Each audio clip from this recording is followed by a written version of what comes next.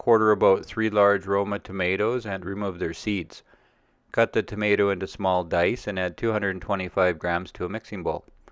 Add 40 grams diced onion, 5 grams finely diced garlic, and 10 grams of very finely diced jalapeno pepper. When working with hot peppers, it is a good idea to remove the seeds, but if you want to turn up the heat, leave them in. When working with hot peppers, it is a good idea to wear gloves because the pepper juice can irritate the skin or cause extreme pain if it gets into an open cut or into your eyes. Then add a bunch of rough chopped cilantro and the juice of a lime.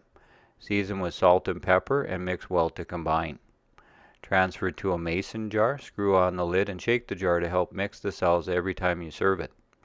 Then allow the ingredients to mature together for an hour before serving. Makes about 2 cups or 500 milliliters. Stored in the refrigerator, a fresh Pico de Gallo salsa will be at its best for a couple of days.